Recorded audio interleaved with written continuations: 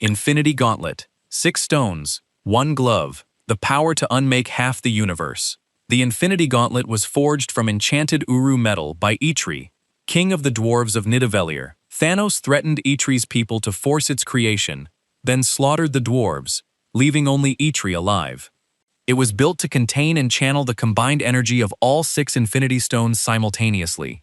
With every stone in place, it could bend reality, reverse time, teleport across the universe, manipulate minds, command souls, and unleash destruction at a scale that made planetary damage look minor. Every use burned through the wielder, each surge leaving even Thanos visibly scarred. In Infinity War, Thanos overpowered the Hulk in seconds, then defeated Doctor Strange after a battle involving magic, time loops, and the full force of the Sorcerer Supreme. He collected every stone and snapped his fingers. Half of all life stopped existing simultaneously across the universe. That snap is the single most devastating act any weapon in the MCU has ever enabled. But the next weapon proved that destructive power isn't the only way to be unstoppable. Mjolnir. Mjolnir wasn't just powerful. It made whoever held it more powerful than they were before. Forged from enchanted Uru at Odin's request, it received one enchantment that separated it from every other weapon. Only the worthy could lift it, and whoever did would be granted the full power of Thor himself. In combat, it summoned lightning capable of leveling entire battlefields, commanded storms on a planetary scale, and returned to its owner's hand after every throw, with enough force to punch through enemies mid-flight. During the Battle of New York, Mjolnir's lightning tore through waves of Chitauri simultaneously. In Endgame, Captain America used it to call down a strike so powerful it visibly staggered Thanos, a being who had just defeated the Hulk bare-handed. Then Hela caught it with one hand and crushed it to dust, showing that even Mjolnir has a ceiling. Years later, the broken pieces were restored when Jane Foster became the mighty Thor. A weapon that grants Thor-level power to anyone worthy of it is one of the strongest forces in the Marvel Universe. Thor then forged something designed specifically to kill: Stormbreaker. Stormbreaker had one purpose: kill Thanos. Forged from Uru inside Nidavellir's forge, powered by the heart of a dying star, it was nearly complete when it needed a handle. Groot sacrificed part of his own arm to finish it. Thor survived the forge long enough to wield it and arrived in Wakanda with a weapon that immediately changed the battle. No worthiness enchantment, no limitations. Stormbreaker could summon the Bifrost for instant travel across the cosmos and return after every throw. Its defining moment came in Wakanda. Thanos fired the combined energy of all 6 fully powered Infinity Stones in a single blast.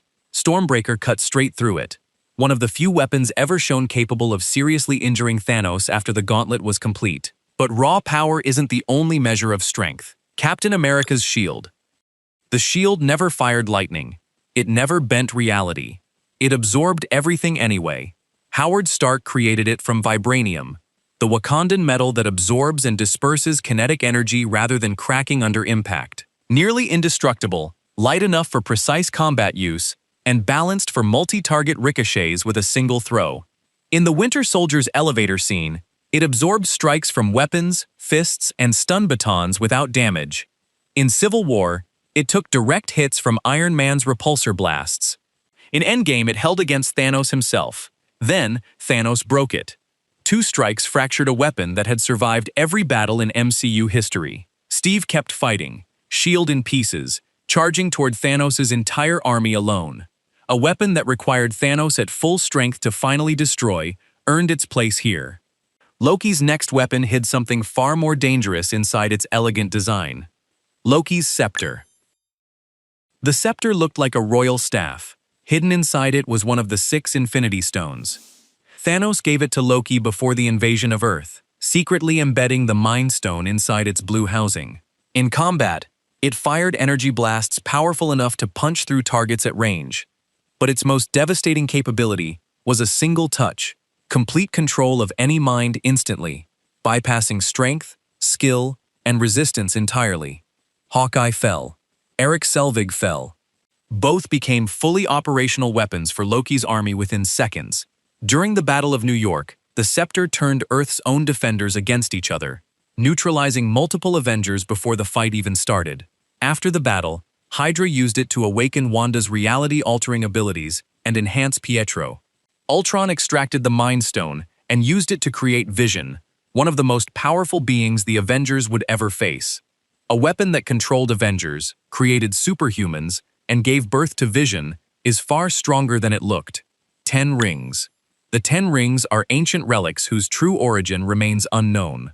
Xu Wenwu discovered them and immediately understood their potential.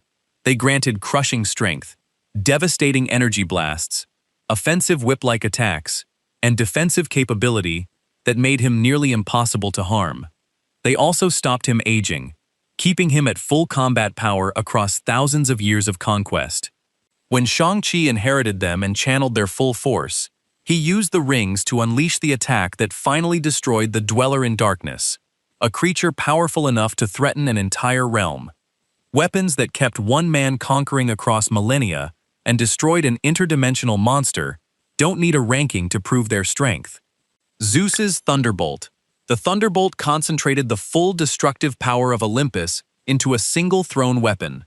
As Zeus's divine weapon, it channeled godlike electrical force, carried its wielder through the air, returned when summoned, and pierced targets with force that almost nothing could stop once launched. In Omnipotent City, Zeus unleashed it against Thor's group with enough force to destroy Korg's stone body on impact. Thor caught it mid-flight and drove it through Zeus himself, piercing the most powerful god in the Marvel pantheon through the chest. Valkyrie seized it during their escape, and Thor later combined its lightning with his own power against Gor's shadow creatures. A weapon that can pierce the god who created it belongs on this list without question. Gungnir. Before Mjolnir became Asgard's symbol, Gungnir commanded forces more powerful than any single weapon. Forged from enchanted Uru, Odin's royal spear fired powerful energy blasts, could open and close the Bifrost Bridge, and was directly connected to the destroyer armor. Through Gungnir, Asgard's ruler could deploy the destroyer remotely from any distance, turning one spear into a command system for a nearly indestructible killing machine. Bor carried it into Asgard's war against the Dark Elves, cutting down waves of enemies across the battlefield. In Thor, Odin activated the destroyer remotely through Gungnir alone, sending it to Earth without leaving Asgard. It didn't just fight enemies. It deployed something that couldn't be stopped. Thanos preferred something built purely for personal violence. Thanos' double-edged sword. Long before he wore the Infinity Gauntlet, Thanos used this weapon during his years of conquest across the galaxy. His massive double-edged sword combined overwhelming offensive power with defensive versatility. Thanos could spin the blade to intercept incoming attacks, throw it before it returned mid-combat, and drive it through targets with the full force of one of the physically strongest beings in the MCU.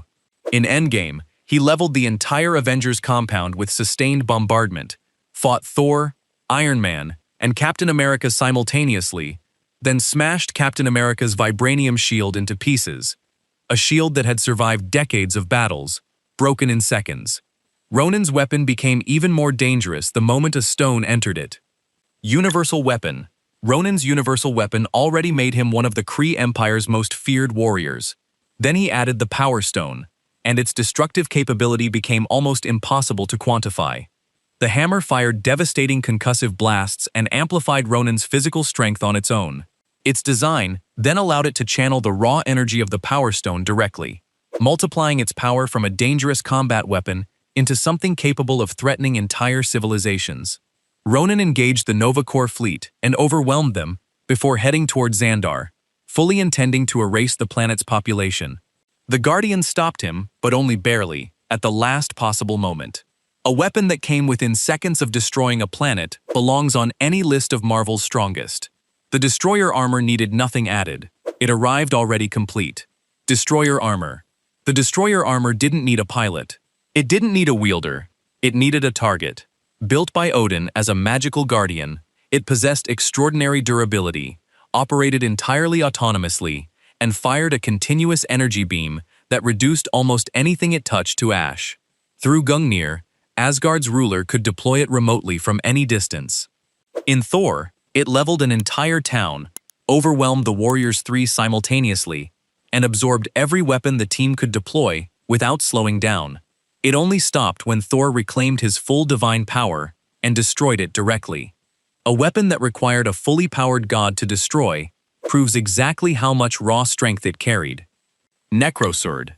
The Necrosword didn't just give Gore power, it consumed him. A cursed blade of living shadow, it chose Gore after its previous master died. It granted shadow teleportation, summoned armies of shadow creatures, healed its own damage continuously, and enhanced its wielder's strength to godlike levels. The weapon also corrupted its host gradually, narrowing every thought toward one obsession, until killing gods became the only remaining purpose. Destroying the sword meant destroying Gore. In Thor, Love and Thunder, Gore used it to murder his first god, abduct Asgardian children, and battle Thor inside the Shadow Realm. His plan required Stormbreaker to open the gate to eternity. The Necrosword gave him the strength to hunt gods across the universe long enough to reach it.